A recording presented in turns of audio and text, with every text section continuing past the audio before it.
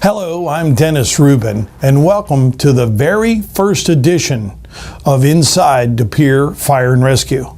The idea with this program is to reach out to the citizens that live in De Pere and the folks who may be visiting our community, along with our internal customers, both our career as well as our paid-on-call firefighters. This program will be produced from time to time to give you updated and accurate information about what's going on inside the walls of your two fire stations.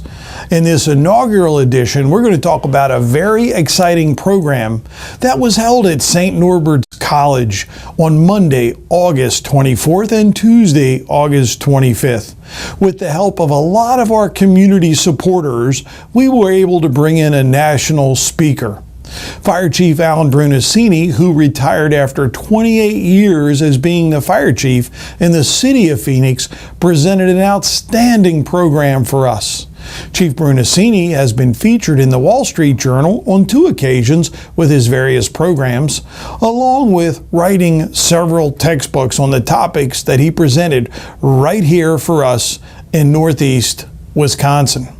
And I must start off by thanking all of our sponsors first. St. Norbert College, what an outstanding partner. We couldn't have put on this program without them. The International Association of Firefighters, Local 141, which is the greater Metro Green Bay area.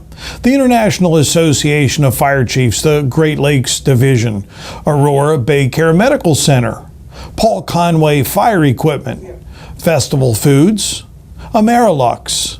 1-800-BOARD-UP, Belmar, Mr. Ed Thompson, Smeal Fire Apparatus, Nelson Sports Fishing, and Liberty Mutual Insurance. We couldn't have been able to produce this incredible training program without all of our sponsors. So again, thank you so very, very much on behalf of all of the members of our department and the nearly 200 firefighters from the Northeast Wisconsin area that enjoyed the 2 great days of the conference. On the first day, Chief Brunacini spoke about a process that he describes as command safety. That's using the incident command program to keep our citizens safe from fire, along with our firefighters, making certain that they don't die in the line of duty or that they're injured. In a typical year in the United States, about 100 firefighters die at the hands of fighting the fire. I would also point out that De Pere has experienced 2 line of duty deaths in the recent years. So we're very sensitive to that, and we're going to continue to work hard to protect our employees. Couple that with 100,000 firefighters get injured as they extinguish fires in America each year. You can see why this was such an important topic for us. So with that said, let's sneak into the classroom and see what Chief Brunacini has to say. You're going to love his message. One of the parts, and this is what we're going to talk about today, I don't mean to go through some long-winded beginning of it, but what we're going to talk about here is a topic that is more critical today, I think, than it ever has been, only because it isn't getting any better, and it has to do with safety. If you look at the statistics, the metrics of safety, we have fewer exposures, and we have either the same number of traditional number of injuries or deaths, line of duty deaths, or sometimes even an increase in that. So if you look at that statistically, it's getting to be, the incidents that we respond to, well, there's fewer of them, are becoming more dangerous to us. So safety has been a huge part of the system that we're going to talk about here today. In other words, half of incident command is command, and maybe even a bigger half of it has to do with safety. So it's both effectiveness and safety if you look at sort of what we do locally in the process.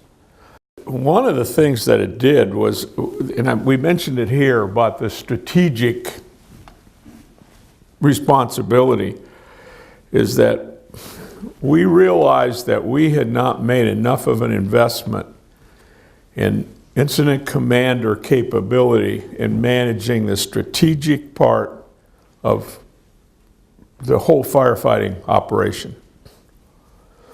So we're scratching our head and we're trying to figure out how in the world do we invest in this and make sense out of it and improve it and so on. And a guy who we had hung around with through the years, goodness, years and years, was Don Abbott. And some of you probably went to Abbottville. And he was an incredible model maker, but he's a retired command officer, a very capable guy. And he went around the country for years and years and did Abbottville, where he would come into a place like this. He would set up the model, and then you'd stand around the model, and you would do incident command and operational stuff and tactical stuff and so on. Well, we had been a colleague of his forever, and he was in Phoenix doing some kind of a program for us, and he said that he wanted to, as he put it, he had a Dodge pickup and a trailer, and he and his wife hauled this trailer all over North America. He said, "I'm sick of driving that damn trailer around." He said, I'd like to establish a place where you could teach incident commanders." And we said, "There's a vacant fire station up 27th Avenue. Have at it." And we had built a new fire station 30, and across the street there was the old fire station, which is actually in pretty good shape.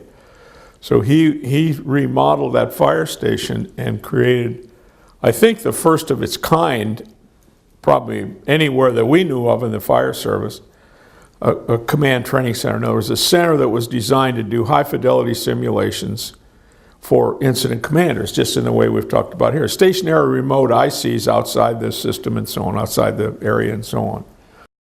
What the incident command system does is it allows us to look at that systematically and logically, to develop a plan, to assign the resources that you have to achieve that goal, so you aren't wasting time or wasting resources. I recently went through a training series called Blue Card Command, where I was certified and certified my level of understanding in the operation of the incident command system.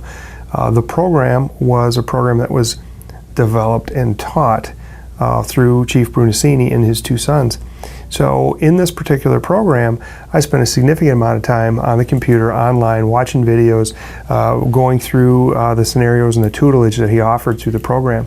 So to see him sort of recap all that information right here in person in our own community was just an incredible opportunity.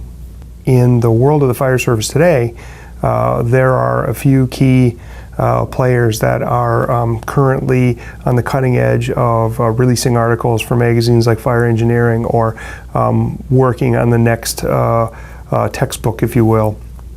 And Chief Rubin is certainly one of those industry experts. And if it wasn't for him being here, I don't think we would have stood a chance to get Chief Brunacini this close to home. Absolutely enjoyed listening to Chief Brunacini.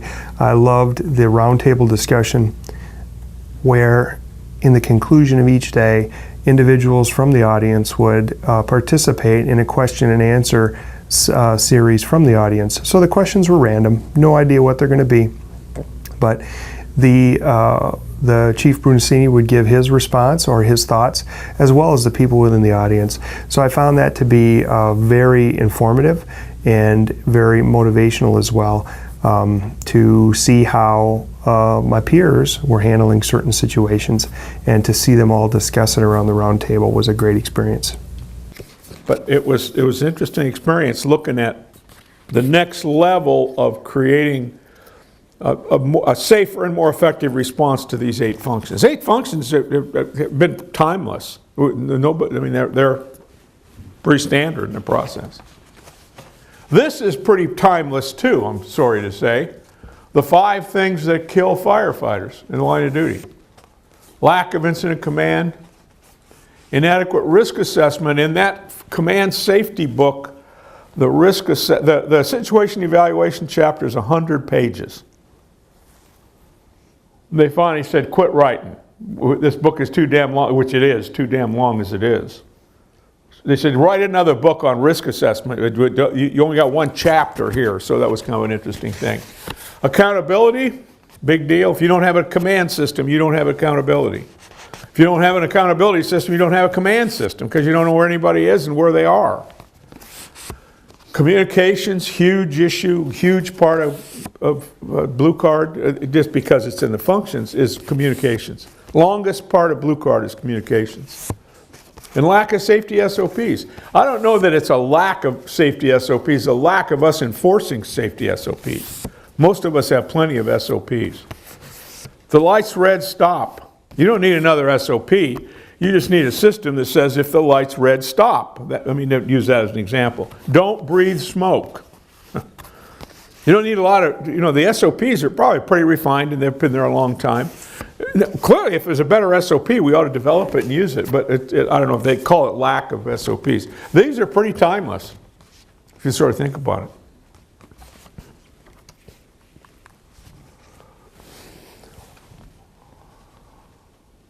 We say this is a reality. The IC manages and controls the hazard zone from outside the hazard zone. The workers, companies and sectors, or whatever, divisions, groups, whatever you call them, operate inside the hazard zone where we get injured and killed.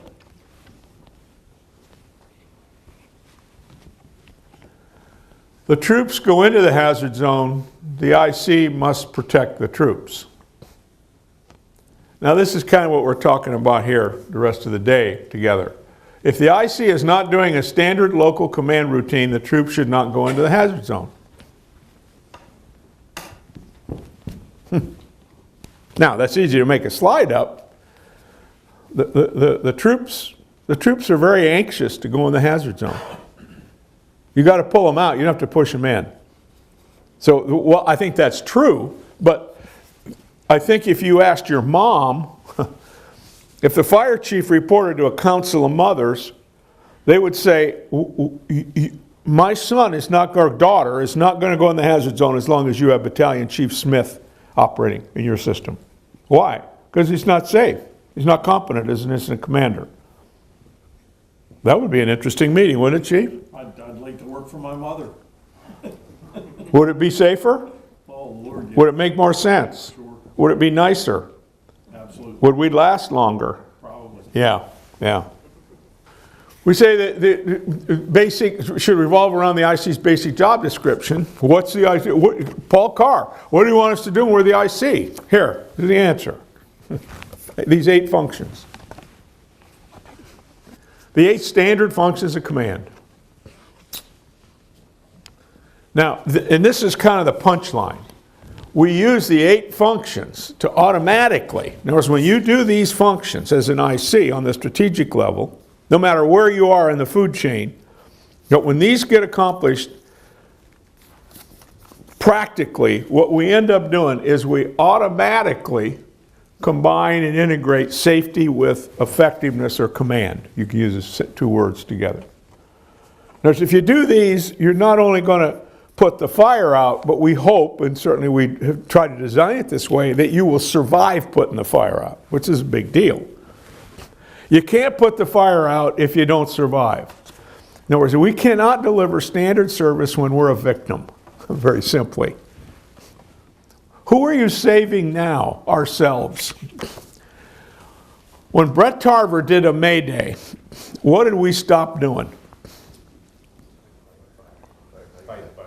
Yeah, really and truly. We stopped doing anything else, almost, Johnny. Yeah, including, unless it was very local firefighting around Tarver. See, bad. Because the problem that you're saving him from is getting bigger, if you sort of think about it that way. So it's interesting to see kind of the simultaneous parts of that. I hope you enjoyed listening to Chief Brunacini's message as much as we did. On the second day, Chief Brunacini spoke about customer service. The customer service program that he presents is exactly the reason why he was featured not once but twice in the Wall Street Journal. In this presentation, we had a second person assisting the chief, and that was Mr. Dave Carroll. Dave was a firefighter for many years, left that position, and began a rock band. That's right, Dave has opened up for some of the biggest acts across our nation, in fact, across the North American continent, in that he is from Canada. While experiencing the opportunity to travel to the West Coast, Dave found himself in a position where his guitar was broken by the airline. He created a Ballard United Brakes guitars And he's written several books. Dave has turned out to be a national speaker, actually an international speaker for that matter, that folks really seek out.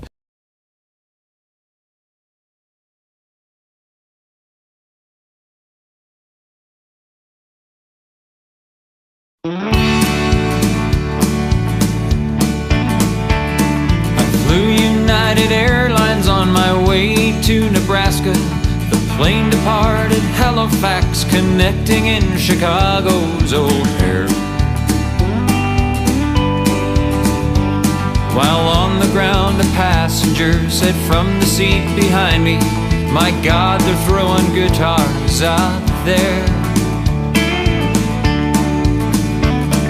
The band and I exchanged a look, best described as terror, at the action on the tarmac, and knowing whose projectiles these would be. So before I left Chicago, I alerted 3 employees who showed complete indifference towards me. United, united, you broke my Taylor guitar. United, united, some big help you are. You broke it, you should fix it. You're liable, just admit it. I should have flown with someone else or gone by car. 'Cause United breaks guitars. When we landed in Nebraska, I confirmed what I'd suspected. My Taylor'd been the victim of a vicious act of malice at O'Hare. And so began a year-long saga of pass the buck, don't ask me, and I'm sorry, sir, your claim can go nowhere. So do all the airlines people from New York to New Delhi, including kind Miss Earlwig, who says the final word from them is no. I've heard all your excuses, and I've chased your wild gooses, and this attitude of yours, I say, must go. United, united, you broke my Taylor guitar. United, united, some big help you are. You broke it, you should fix it. You're liable, just admit it. I should have flown with someone else or gone by car. 'Cause United breaks guitars. Well, I won't say that I'll never fly with you again, 'cause maybe to save the world I probably would, but that won't likely happen. And if it did, I wouldn't bring my luggage, 'cause you'd just go and break it into 1,000 pieces, just like you broke my heart when United breaks guitars. United, united, you broke my Taylor guitar. United, united, some big help you are. You broke it, you should fix it. You're liable, just admit it. I should have flown with someone else or gone by car. 'Cause United breaks guitars. Yeah, United breaks guitars. Yeah, United breaks guitars.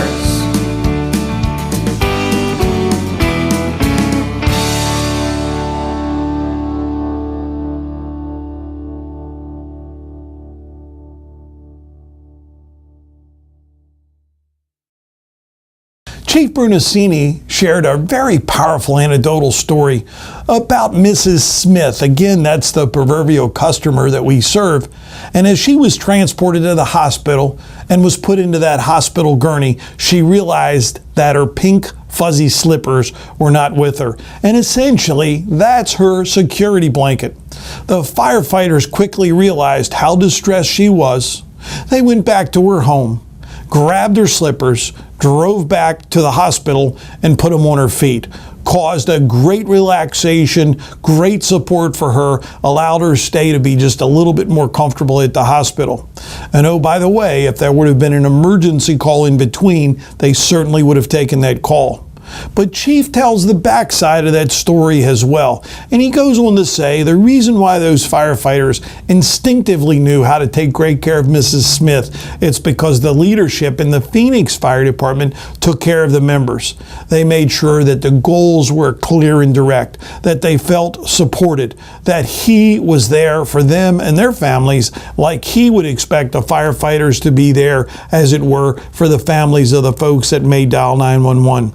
When you call 911 and get a fire truck or an ambulance, I'm always hoping that the firefighters deliver the very, very best customer service that they possibly can. And I know that's because of myself, the city administrator, even our mayor helps to take care of all of our employees all of the time. Between Chief Brunacini and Dave Carroll, boy, was their message powerful. We'd like to share a little bit of what they had to say to our firefighters with you now. We talk about Mrs. Smith, this whole conversation, and now you hear in the fire service, it's a common term we use. But it was interesting for us to cause that customer to become real. And just in the sense that we gave a name to her, we just called her Mrs. Smith. And of course, you can call her whatever you want. Now you call her Mrs. Gonzalez or Mrs. whatever. I mean, if you look at the composition of society that we deliver service to, thankfully. But it's interesting, and when you look at Mrs. Smith, she's your next door neighbor, it's a person down the street, it's your mother, it's your sister, it's whoever. I mean, here it is here, yeah.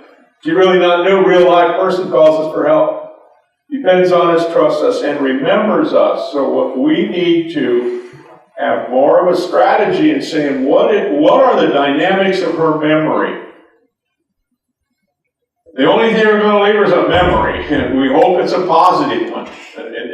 But we ought to strategize that more. And they call it customer loyalty. Here, we've had a great relationship for 250 years. We didn't do customer service. The people in this room are spending the day, and thank you for doing that. Listen to some old geezer talking about customer service. It's not because you're going to hell in a handbasket. I don't think that's the case at all. Probably the agency that you come from is the most popular agency there is in whatever you do right here. But what we're trying to do is try to make a good thing better. And that's that continuous improvement kind of thing. And no matter how good it is, what can we do? Make it improve it, absolutely. Opportunities, here we are. Our essential mission, number one priority is to deliver the best possible service to our customer. Ho-hum, yawn. And the question, or a question, not the question, a question is to who? Now clearly, Mrs. Smith depends on us and trusts us and has a long-standing relationship with us to provide the technical, tactical, specialty service that we deliver. And that would cover everybody in this room. In other words, she trusts us to do that. In other words, that she's not... When I went to the hospital to get my knee replaced, I had never had a knee replaced. I trusted the hospital to have the systems in place to somehow do the technology, let me say, of replacing my knee. Now, particularly if you want to talk about, let me call it nursing care, just to use that as an example, even more than me, my wife was the one who evaluated nursing care, and that's another part of it, and we call that the rhythms. And they say, well, we're going to treat the customer, and then the rhythms. We talk about the rhythms. Finally, somebody will say, what are the rhythms? We say those are the people who come with them. And it's it's the family, it's the friends, it's the associates, it's the connection. To some extent, it's the spectators. What we do, particularly the fire service, everything we do is interesting and exciting. You see a fire truck, it's an exciting kind of thing. People notice what we're doing. So we'll say it here this afternoon, we'll talk about it. Be careful of how what you're doing looks to other people. We don't have any camouflaged fire trucks. There's no undercover fire trucks. It will always add value if we're nice about it. Simple. What does it cost to be nice? We asked that question. What does it cost? She said, it takes 5 minutes. It's nice to shovel a walk. Now, they sent an incredible system there. We sent a $600,000 engine company. We sent them a $280,000 ambulance. It's located with computers. It has ABL. It has GPS. It has every other initial you can imagine that my grandson would have to explain to me. It's an incredible system. It's part of that healthcare system. Out of hospital care. It's hooked up with the whole medical system. What she remembers is we delivered her slippers. All that other stuff, hallelujah, I don't mean that disrespectfully. All the other stuff got us in the door. But she remembers you got her slippers. And she said, we appreciate the way you took care of my mom in the letter. She says it was very skillful medical service and so on. But she didn't give me any details on it because she probably doesn't even know the details. I don't know that I would understand the details if she gave it to me, honestly. Now, my relationship with the kids on the ambulance, let me call that because they're kids, is exactly the same way as the relationship that they have with Mrs. Smith. Is if I want them to go get her slippers, then I better go get their slippers. Now, you hire, and I think it's pretty typical in every fire department, certainly in the career fire service. We hire those kids, and they're kids when they come in, because you hire the kids because their body parts all work, like we said that. They're going to work there for 35 years. They are going to forget their slippers in 35 years. In 85 years, you forget your slippers a lot. But they're going to forget their slippers, believe me. And I mean that in not a figurative way. So I'm going to get an opportunity to get their slippers. And it's interesting. And sometimes you get to do that in a very direct kind of way. I'll tell another story here. It's all stories. Other end of Phoenix, on the west side of Phoenix, engine 40 and ambulance 40 go to an EMS call in a barber shop. The barber's having a medical emergency. Same deal. Figure out what's the matter with him, they treat him, they stabilize him, they package him up, they put him in ambulance 40, they take him to the west side, Good Samaritan Hospital, Maryvale Samaritan Hospital. It's where the bricks come out of the dark. One of the firefighters understands a little bit about hair cutting, and he finishes the guy's haircut. The guy's sitting in the barber chair with his drape around him, he's watching this EMS call. Pretty soon the barber disappears. He's laying on the floor. Well, firefighter comes over, finishes his haircut. Somebody asked the firefighter, how did it look? He said, a hell of a lot better than half a haircut. Because we haul a barber out of there, he had half a haircut. Somebody said, well, if it's a lousy haircut, just wait a week. It'll grow out. That day in Phoenix, there's probably, 500 calls, 550 alarms, calls, EMS fire calls, everything. Big busy system. What's the only call that gets in the newspaper? We put out fires, we saved people's lives, we did dangerous things, we were intrepid, we were brave, we were kind, we were all those things. What's the only call that got in the newspaper? Haircut call. Why? Slow news day. Not a headline, but someplace in the classified ads or wherever it is. Yeah, it's a soft, they call it a soft story, the emotional story. The soft story. Everybody can understand a haircut. There's a lot of complicated stuff we do. Nobody can understand it anyway, and I don't mean that, again, as a negative comment. I just don't understand a lot of technical stuff. So the battalion chief, their boss, read the newspaper, 40 gave the guy a haircut. Battalion chief goes to a hairstyling salon. He buys 6 gift certificates. He goes to station 40, says, you cut his hair, I'll cut your hair. Gives them all gift certificates. Somebody said, some old soldier, I told that story somewhere. I said, so they got a haircut. He says, no. He says, they didn't get a haircut. He says, do you know how long those firefighters will keep that gift certificate? I said, yeah, I think I do. Probably forever.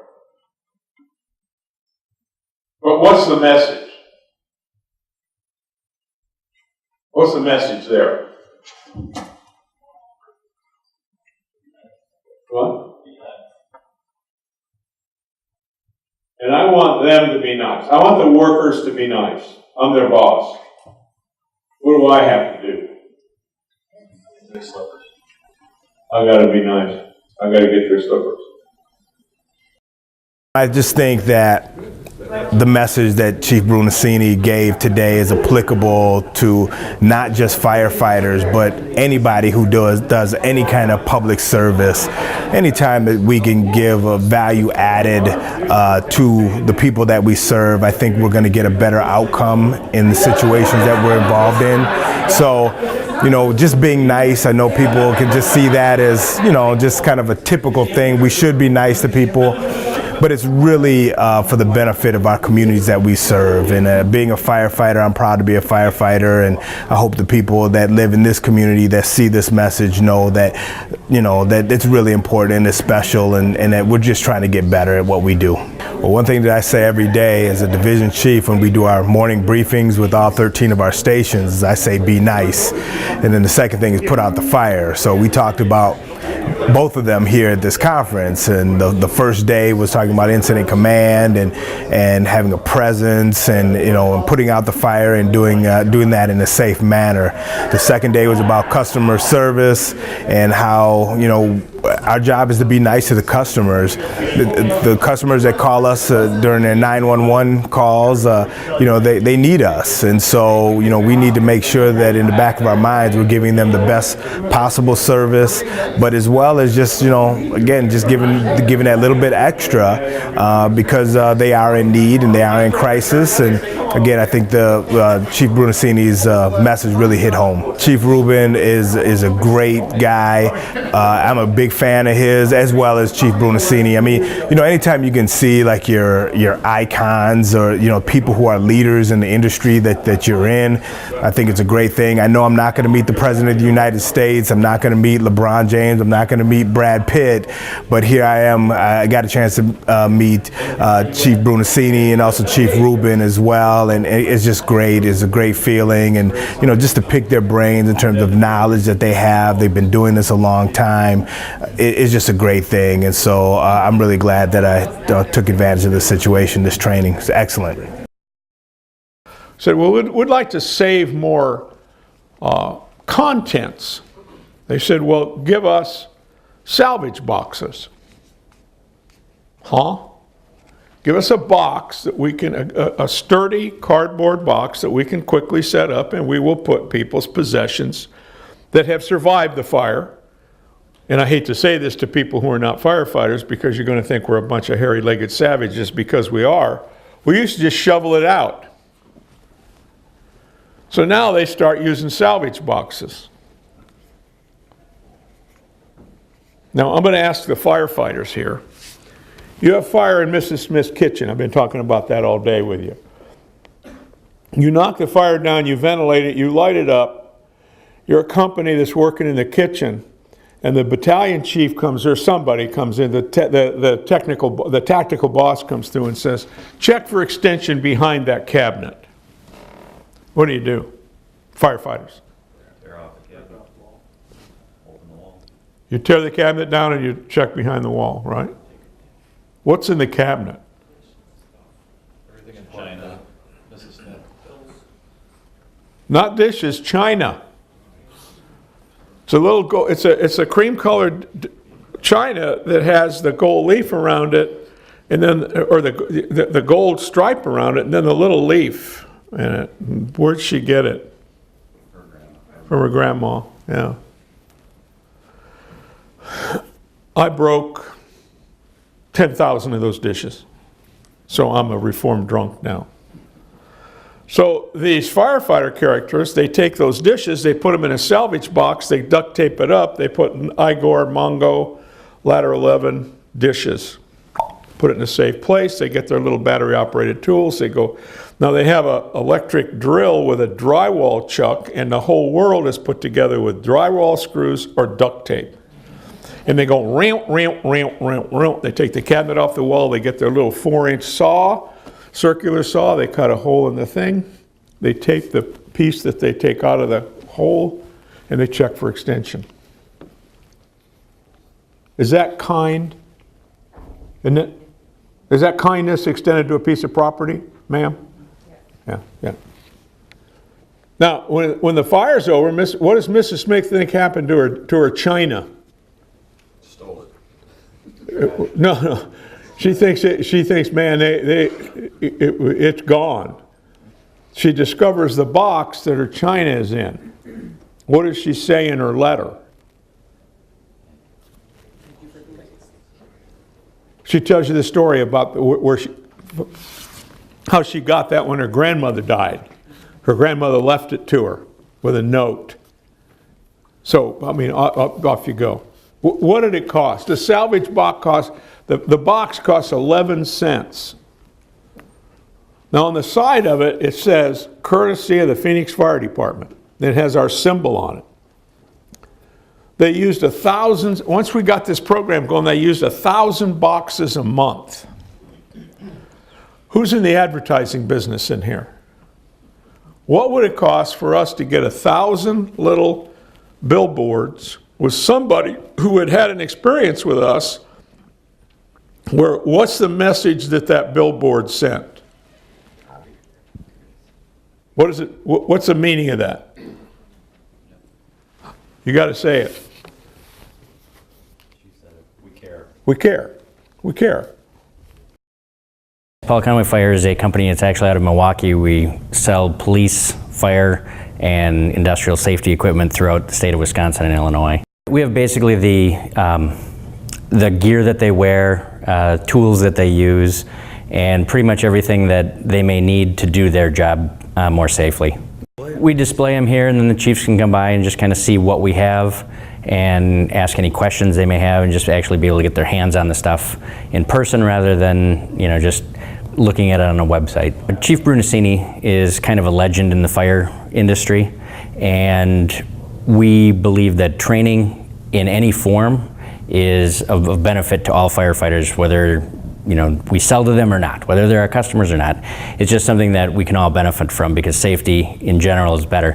And by having classes like this, not only talking yesterday about command and incident command and things like that, where the chiefs from all over the state are getting together, and any time you can learn, the better off you're going to be. The conference is a great opportunity. Chief Rubin, I think, brings a lot of credibility to the area, having been on Washington, D.C. and Atlanta fire departments, and by having the connections that he has with people like Chief Brunacini, who people outside of the fire world may not have a clue who that is, but as Chief of Phoenix Fire Department, they have consistently been on the forefront of innovations in the fire service world, and he's kind of considered one of the gods of the fire world, if you will. And by being able to bring him here really is a bonus for the De Pere fire or De Pere area in the Green Bay area. So it's pretty awesome that you're able to do this. I hope you enjoyed watching that segment of Chief Brunacini's program as much as we did. I think his message is clear. Take care of the customer, make certain that you protect and take care of their property, and everything else will take care of itself. So that's the message that was shared with us. And again, it was so very, very powerful. Again, over the 2 days, almost 200 firefighters were in attendance. We were so proud to have the chief of Milwaukee Fire Department attend with us, along with one of the assistant chiefs all the way from Madison. So this was a very, very impactful conference, and we were glad to have you, our citizens, our visitors, and our members for that matter, ride along, enjoy, if you will, the conference that was produced for us. I would be remiss if I didn't, again, quickly mention the incredible sponsors that took great care of us and provided the resources for us to be able to fund this event, and that was St. Norbert College, the International Association of Firefighters, Local 141, the International Association of Fire Chiefs, the Great Lakes Division, Aurora Baycare Medical Center, Paul Conway Fire Equipment, our Festival Foods Company, Amerilux, 1-800-BOARD-UP, Bellmark, Mr. Ed Thompson, along with Smeal Fire Apparatus, Nelson Sport Fishing, and Liberty Mutual Insurance. What great sponsors made sure that we had the very best training seminar that we could have in our community. So I'd like to thank each and every one. Well, that closes out the inaugural edition of Inside the Pere Fire and Rescue. We hope that you tune back in from time to time to see what's cooking in your fire stations. We're so honored to have you traveling along with us, and we hope your time was valuable today. I'm Dennis Rubin, your fire chief, and until next time, please, please be safe out there.